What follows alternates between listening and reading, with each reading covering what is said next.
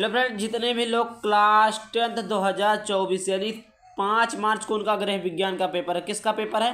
5 मार्च को उनका गृह विज्ञान का पेपर है। 2024 की बोर्ड परीक्षा देने वाले, तो उनके लिए वीडियो काफ़ी ज़्यादा इंपॉर्टेंट होने वाला है, क्योंकि आज की इस वीडियो में वायरल पेपर बताऊंगा। ये यूपीएमएसपी यानी यूपी बोर्ड द्वारा खुद जारी किया हुआ पेपर है, यानी ऑफिशियली पेपर है। क्या है? ऑफिशियली पेपर है। तो ये इंपॉर्टेंट वीडियो है।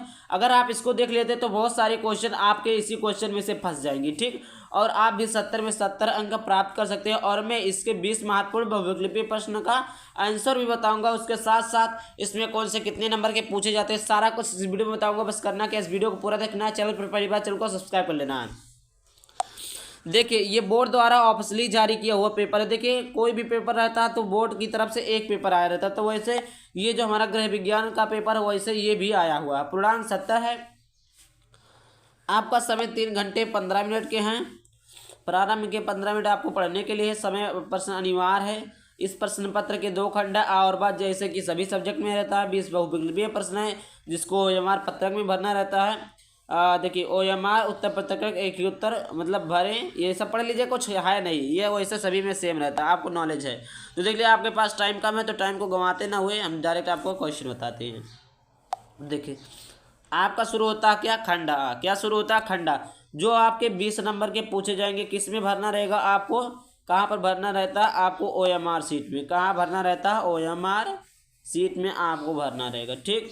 ये आपका कितने नंबर का रहता है? तो ये आपका बोर्ड परीक्षा में 20 नंबर का पूछेगा। और इसको आपको देखना भी इम्पोर्टेंट है। 1 नंबर का एक रहेगा, 20 क्वेश्चन रहेंगे तो आपके 20 नंबर के रहते हैं, ठीक। तो देखिए यहाँ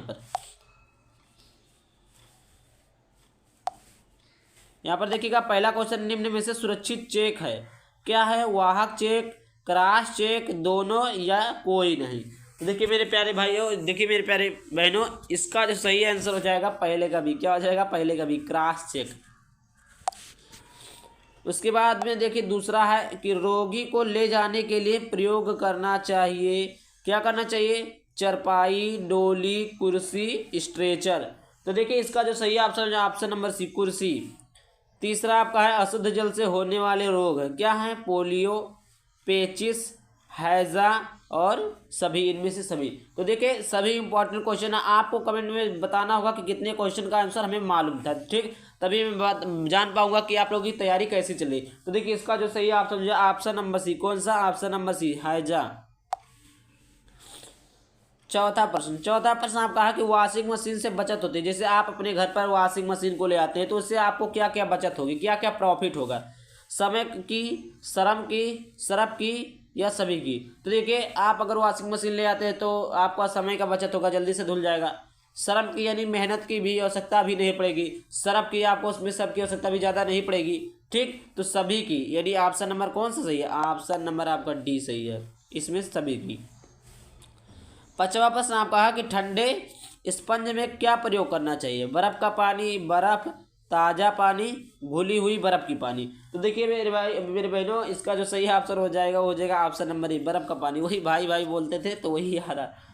तो ठीक, 5वें का पहला हो जाएगा। तो इसको आप लोग केवल पढ़िएगा, आपको लोगों को केवल पढ़ने से मतलब है, ठीक। देखिए 6वां प्रश्न आप कहा कि वाटर फिल्टर में कॉस्ट होते हैं। वाटर फिल्टर में कॉस्ट होते हैं, 1 होते हैं, 2 होते हैं, 3 होते हैं या 4 होते हैं। तो देखिए इसका जो सही ऑप्शन है ऑप्शन नंबर डी, कितने होते हैं? 4 होते हैं। कितने होते हैं? 4।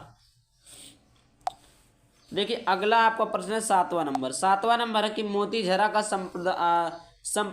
संप्राप्ति काल है 7 से 21 दिन, 2 से 3 दिन, 4 से 6 दिन, कोई नहीं। तो देखिए इसका जो सही ऑप्शन है ऑप्शन नंबर ए, 7 से 21 दिन। 8वां आपका प्रश्न आता है कि रुधिर की शुद्धि किस अंग में होती है? पाचन अंग में होती है, फुफ्फुस में होती है, हृदय में होती है या त्वचा में होती है। तो देखिए इसका जो सही ऑप्शन हो जाए वो हो जाएगा ऑप्शन नंबर बी। कौन सा? Option number B. अगला प्रश्न है कि भोपाल दुर्घटना किसका उदाहरण है? वायु पर, मतलब जो भोपाल में दुर्घटना हुई थी किसका उदाहरण है? वायु प्रदूषण का, जल प्रदूषण का, ध्वनि प्रदूषण का, रेडियो धर्मी प्रदूषण का। तो देखिए इसका जो सही ऑप्शन हो जाएगा ऑप्शन नंबर ए। कौन सा सही हो जाएगा? Option number A. कौन सा सही हो जाएगा? ऑप्शन नंबर ए, ठीक। अब उसके बाद में देखिए अगला प्रश्न, अगला आपका 10वां 10वां आपका प्रश्न है कि 8 से 14 वर्ष की आयु में नाड़ी की गति होती है। 8 से 14 वर्ष में आयु की में नाड़ी की गति होती है 60 से 70, 80 से 90, 62 से 80, 70 से 80। तो देखिए इसका जो सही ऑप्शन हो जाएगा वो हो जाएगा ऑप्शन नंबर बी 80 से 90। अब देखिए अगला प्रश्न आपका आता है कि तलने की विधि है क्या है, गहरी, उथली या शुष्क या तीनों। तो देखिए इसका जो सही ऑप्शन हो जाएगा वो हो जाएगा ऑप्शन नंबर ए गहरी। अब देखिए 12 नंबर का प्रश्न आपका आता है। देखिए 12 नंबर का आपका प्रश्न है कि प्याज की पुलटिस किस पर बांधनी चाहिए, मोच पर, चोट पर, फोड़े पर या सभी पर। तो देखिए इसका जो सही ऑप्शन हो जाए ऑप्शन नंबर सी फोड़े पर बांधनी चाहिए, मतलब कटे पिट्टे पर। अब देखिए 13 नंबर का प्रश्न आपका आता है कि प्राकृतिक असंतुलन में कौन सी आपदा आती है, सूखा पड़ना या बाढ़ आना या भूमि बंजर होना या आपका सभी। तो देखिए इसका जो सही ऑप्शन नंबर डी सभी हो जाएगा, सूखा पड़ना भी, बाढ़ आना भी, भूमि बंजर होना भी। अब देखिए इसके बाद में अगला प्रश्न आपका आता है सूती तंतु प्राप्त होता है रसायनों से होता है, पशुओं से होता है, वनस्पति से होता है या कोई नहीं। तो देखिए इसका जो सही ऑप्शन है ऑप्शन नंबर सी वनस्पति से होता है। ठीक। अब देखिए अगला आपका प्रश्न आता है कि क्षय रोग के रोगी के भोजन में किसकी मात्रा अधिक होनी चाहिए, प्रोटीन की, वसा की, कार्बोज की, विटामिन की। तो देखिए इसका जो सही ऑप्शन हो जाएगा वो हो जाएगा ऑप्शन नंबर ए प्रोटीन की। अब देखिए अगला आपका आता है 16 नंबर का। 16 नंबर का आपका प्रश्न पूछेगा कि 16 नंबर का प्रश्न है कि आदर्श बजट माना जाता है संतुलित, घाटे का या बचत का या कोई नहीं। तो देखिए इसका जो सही ऑप्शन नंबर सी बचत का। 17 नंबर का प्रश्न है कि चेचक रोग फैलता है जल द्वारा, रक्त द्वारा, वायु द्वारा या भोजन द्वारा। मतलब चेचक जो रोग होता है किसके द्वारा फैलता है। तो देखिए इसका सही ऑप्शन नंबर सी वायु द्वारा फैलता है। 1929 में एक बार आई थी। 18वां नंबर प्रश्न है भोजन कक्ष की देसी शैली में खाते समय खाना रखने के लिए कक्ष में होना चाहिए क्या होना चाहिए, कुर्सी, मेज, छोटी चौकी या पाटा। तो देखिए इसका जो सही ऑप्शन नंबर डी क्या हो जाएगा, पाटा। ठीक। उसके बाद में देखिए 19वां नंबर का है कि शरीर की बाह्य सतह पर पाए जाने वाले कंकाल को कहते हैं, मतलब जो बाह्य सतह पर पाया जाता है, बाह्य होता है, अंतः कंकाल होता है, अस्थि कंकाल होता है या सभी होता है। तो इसका ऑप्शन नंबर ए सही हो जाएगा, बाह्य कंकाल होता है। अब देखिए 20वां प्रश्न है कि श्वास गति व नाड़ी गति में संबंध होता है 1:4, 2:3, 1:10, 2:12। तो इसका ऑप्शन नंबर ए सही हो जाएगा 1:4। तो देखिए यहाँ पर तो जो थे आपके वो आपके थे 20 नंबर के आपके क्या थे एमसीक्यू थे। कितने नंबर के आपके 20 नंबर के एमसीक्यू थे जो आपको OMR शीट में भरना रहेगा, जो मैं बार बार आपको बताता हूँ। अब आपके देखिए यहाँ से जो स्टार्ट होंगे, यहाँ से जो आपके क्वेश्चन स्टार्ट होंगे वो होंगे सब्जेक्टिव क्वेश्चन। कौन से क्वेश्चन होंगे, सब्जेक्टिव क्वेश्चन होंगे, जो आपके 50 नंबर के टोटल पूछे जाएंगे, जिसको आपको कॉपी में लिखना रहेगा। कहाँ लिखना रहेगा, कॉपी में। तो देखिए खंडवा में आपका पहला प्रश्न आपका आता है। पहला प्रश्न है देखिए निर्देशांक दिए। पहला प्रश्न है देखिए इस प्रश्न 21 से 26 तक के लघु उत्तरीय प्रश्न है जिसका उत्तर अधिकतम 25 शब्दों में लिखना। अरे भाई ये तो बहुत आसान है यार। ये बताइए 21 से 26 तक के लघु उत्तरीय प्रश्न जिसको 25 शब्दों में। देखिए अगर इसका मतलब गृह विज्ञान की बात छोड़कर किसी दूसरे सब्जेक्ट की बात की जाए ना तो इतना छोटा आंसर किसी का भी नहीं लिखना रहता, चाहे वो 1 नंबर का। लेकिन इसमें तो 2 नंबर केवल 25 शब्दों में 2 नंबर दे रहा, क्या बात है।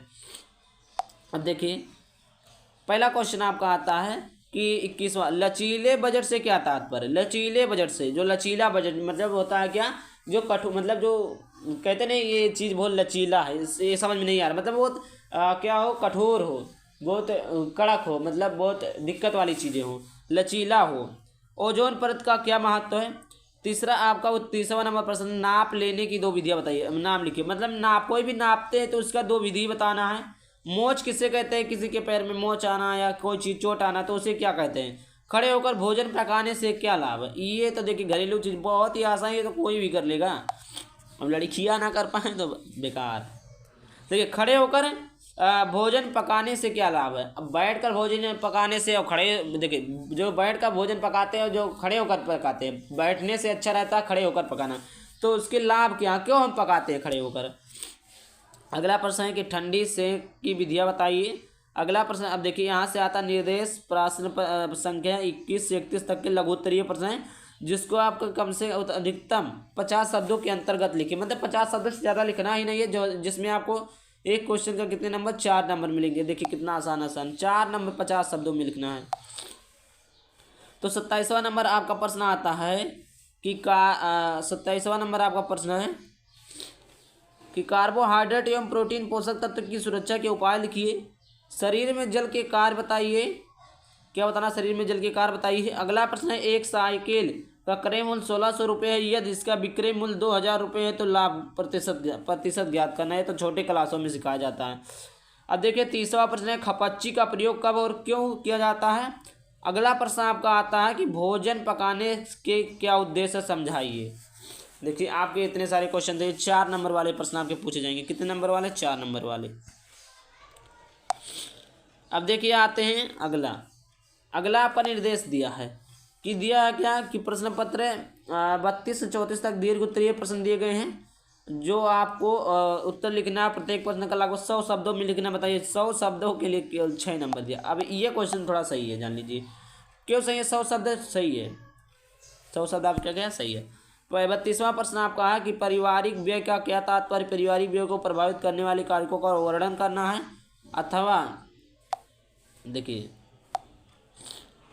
अथवा आपका है कि ग्रह गणित क्या है, इसके महत्व को बताइए। यह 33वां प्रश्न है कि भोजन परोसने की विधियों को सविस्तार वर्णन कीजिए। मतलब भोजन परोसने, मतलब जब खाना बन जाता है तो जब अपने घर वालों को या किसी रिलेशन को जब खाना परोसते, मतलब जब खाना देते हैं थाली में, तो उसकी विधियाँ क्या, कैसे खाना परोसना चाहिए।